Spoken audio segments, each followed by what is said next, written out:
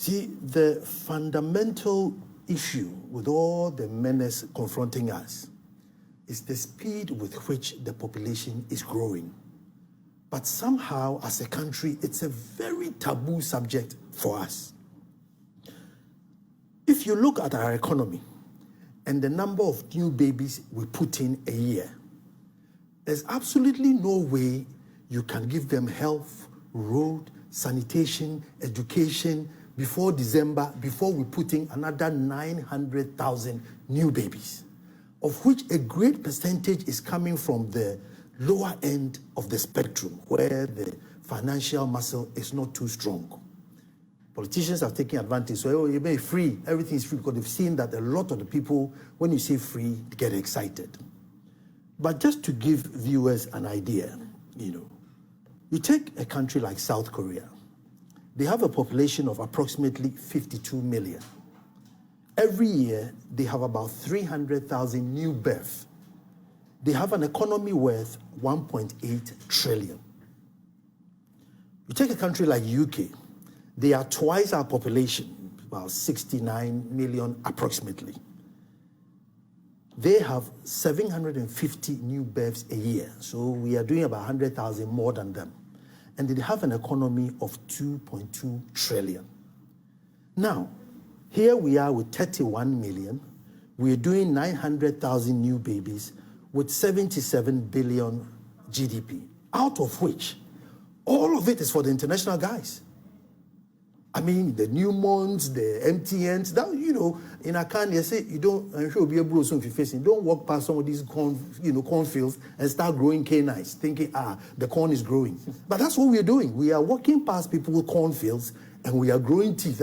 This corn is going to sumptuous. But when harvest time comes, he takes all to his house. Until we come back to the table and say, listen, family planning and education to understand that gone are the days when one man had to cultivate 100 acres on his own. And so if you have 3 wives, all of them giving 6 children, you could farm correctly. Today, 1 man and 1 daughter can cultivate that same amount, where the daughter is even driving the tractor. Right. So if we don't change, and I'm saying that, what we, the traditional rulers, are refusing to understand is that the principles have not changed, but the times have changed. And so the reasons for which our forefathers did certain things, the thing is still valid, but maybe the reason you can change it. But the purpose, you cannot change it. And so that's why we have arrived here. Greed and survival. Like Otufo was saying, the guy with the big shot who can supply the machines and everything is greed. But the guy in the pit, muddy and digging, is a survival issue. Today, approximately about 3.5 million people are digging up and down the country. Even if tomorrow we were successful, what do you do with 3.5 million people overnight? They have no skill. They have no skill. All of them have some sort of a basic education, but nearly a great percentage of them are unemployable. There are graduate, jobless people around, though. Yeah, you see, and that's even graduate who is employable, let alone somebody who just go and dig out of this mud. Where are you taking them?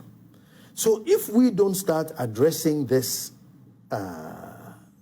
population issue, right, and we are putting in all these babies year in, year out, even if money wasn't an issue, assuming money was no issue, how many schools, hospitals, doctors, teachers can you physically train per year to look after this?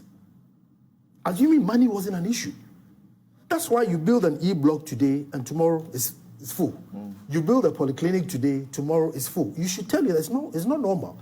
And I'm sure most of us listening and you here have traveled before. You live in an area, maybe Harrow. The same school in Harrow has been there for 30 years. All they do is increase the technology, the security, enhance the school. They don't go and build Harrow 2, Harrow 3, Harrow G block, Harrow 4 block. No. Why? Because the population is just like a steady flow.